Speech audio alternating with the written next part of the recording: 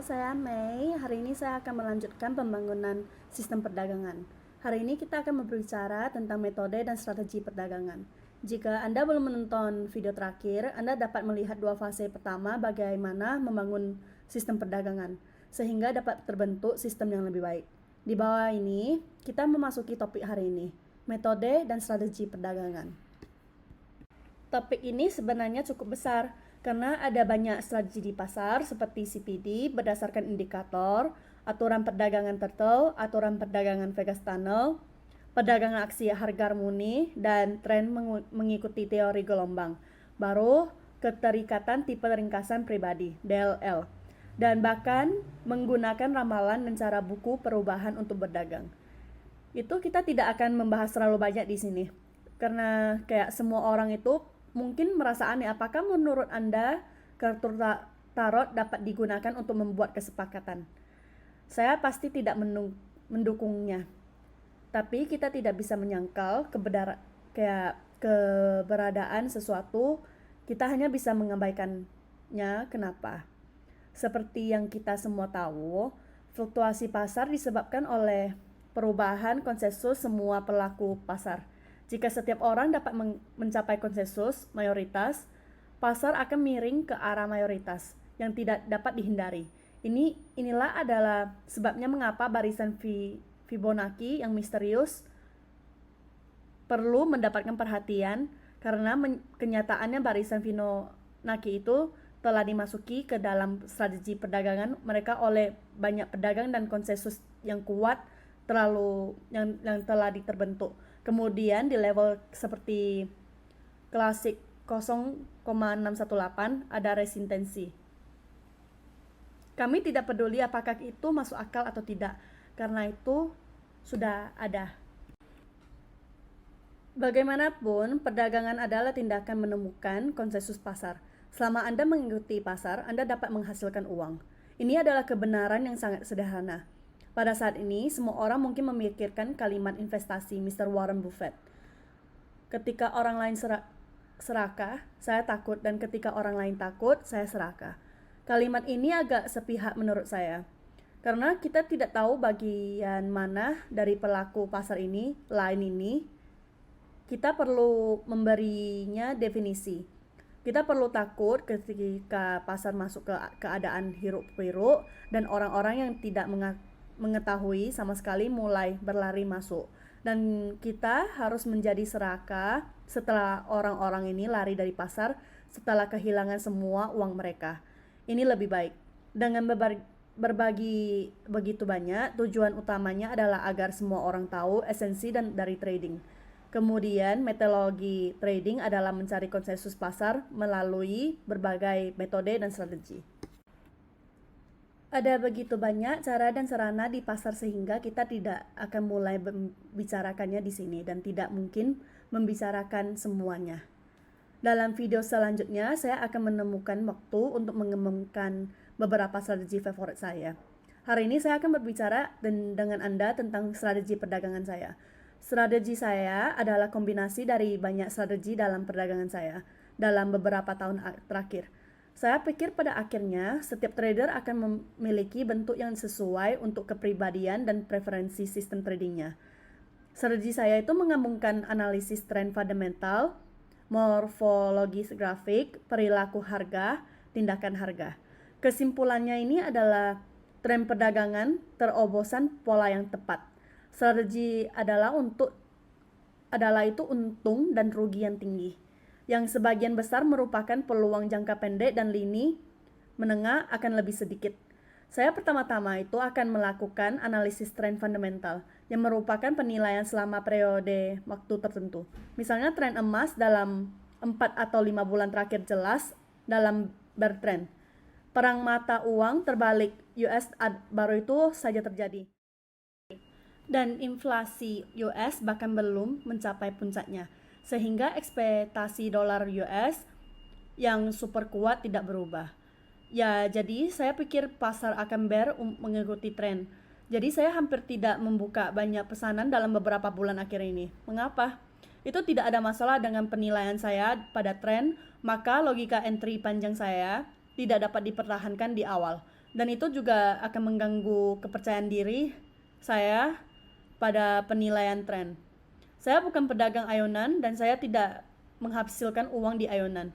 Uang adalah uang dari tren besar. Namun tidak dapat dikatakan bahwa saya tidak melakukan ayonan, hanya relatif sedikit. Misalnya, ketika pasar mencapai harga target saya akan mengambil keuntungan dan meninggalkan pasar untuk sementara. Setelah melambung, saya akan mencari sinyal untuk jual. Masih ada beberapa kelompoknya di sana. Dalam tren pasar, prediksi harga saya juga terus merubah dalam kombinasi dengan data Dix dan pola K-line. Kemudian, melalui analisis pola perilaku harga, analisis sentimen pasar, DLL, untuk menemukan peluang masuk, mengukur rasio untung dan rugi, dan menetapkan tingkat ambil keuntungan dan menghentikan kehilangan. Misalnya ketika posisi yang ditunjukkan pada gambar pecah, kita tidak memasuki pasar dengan tergesa-gesa.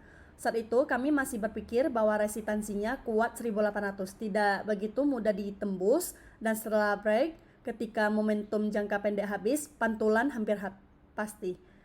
Berikut adalah apa yang kita sebut pantulan adalah langkah mundur. Di sini garis tren yang kita gambar menjadi resistensi, yang memverifikasi penembusan pola sebelumnya. Tidak ada masalah dengan semua logika. Kami langsung memasuki pasar di 1813 yang relatif tinggi dan menghentikan kehilangan ditempatkan di tertinggi sebelumnya, yaitu 1823.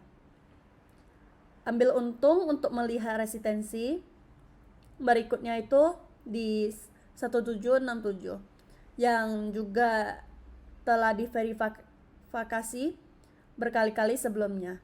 Keuntungan dan kerugian dari transaksi ini telah mencapai lebih dari 4, yang sangat hemat. Ini adalah kesepakatan favorit saya. Mari kita lihat contoh selanjutnya. Tren tinju terutama di samping, menyebabkan penurunan $80 dalam 2 hari. Tren bear masih kuat setelah jatuh $80. Berulang kali menguji garis 1733 dan titik tinggi terus-menerus ditekan oleh tren bear.